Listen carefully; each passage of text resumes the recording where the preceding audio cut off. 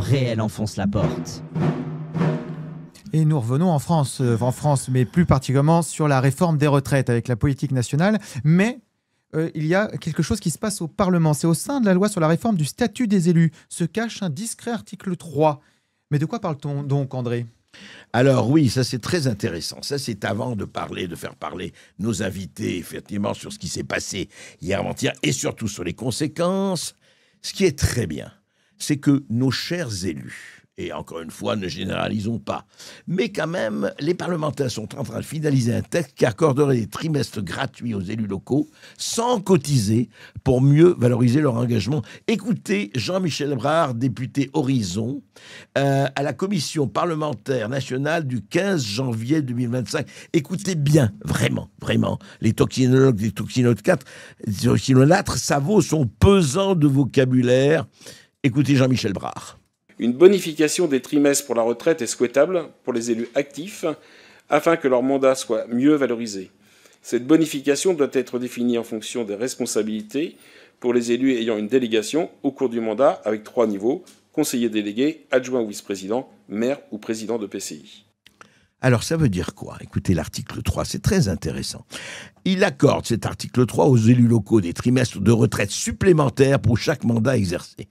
Ces trimestres seraient attribués sans contrepartie de cotisation. Eh oui, non, ils ne vont pas mettre 1 euro de plus. Objectif affiché, mieux valoriser le mandat local et les années d'engagement public. Coût estimé pour les finances publiques, allez, tenez-vous combien, coût estimé pour les finances publiques ? 100 millions d'euros. Alors, ce que j'ai aimé, moi, dans ce que dit Jean-Michel Brard, pour les élus actifs. Alors là, c'est vraiment ça. Alors, je ne comprends pas, cher Jean-Michel Brard, où il y a des élus non actifs. Il y a donc des élus qui ne font pas leur boulot. Et pour les élus actifs, pour ceux qui font leur boulot, il faut encore les augmenter. Il faut leur donner des trimestres gratuits. Ben dites-moi, et puis les autres alors, le reste des citoyens français qui font leur boulot. Non, on ne les augmente pas, eux. Non, il n'y a pas de cotisation, contrepartie de cotisation, ils doivent cotiser. Mais c'est ça le métier. C'est comme ça l'image du métier que vous donnez, cher Jean-Michel Brard. Bon, alors les élus actifs, eh bien écoutez, on va essayer de faire un inventaire des élus actifs par rapport aux élus qui ne le sont pas, et on va voir qui mérite la prime ou pas la prime. C'est quand même absolument hallucinant quand on voit l'état de la France, l'état de la dette, et notamment l'état des défaillances d'entreprise, Alexandre.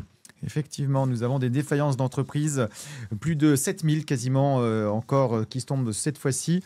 Et du coup, dans un contexte compliqué.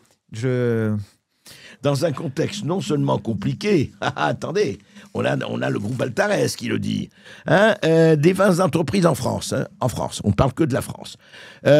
Troisième trimestre 2025, un niveau record depuis 2009, c'est-à-dire depuis la crise des subprimes. Écoutez-moi bien, 2008-2009, la fameuse crise des subprimes.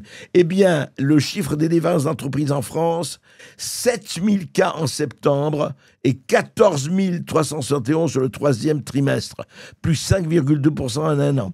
Depuis janvier, 50 700 entreprises ont fait défaut et le cumul sur 12 mois, tenez-vous bien, s'élève à 68 400 défaillances d'entreprises, près de 70 000. Voilà, ce sera 69 000 exactement 2025. Voilà, les TPE évidemment, les PME, 46 grandes entreprises ont défailli, industrie manufacturière la plus touchée, services aux entreprises, construction et transport, etc. Et on nous dit, et on nous assure, alors j'adore d'un côté, on nous dit j'aime ma boîte, merveilleux, j'aime ma boîte, formidable, les entreprises, qui créent, paraît-il, 3/4 des emplois en France, qui créent de l'emploi, et ben voilà, et ben c'est défaillance, mais on aura toujours de l'argent pour donner, la Chine, et pendant très longtemps, l'Algérie, etc., certaines associations, enfin... C'est quand même, on reste sur des choses absolument incroyables.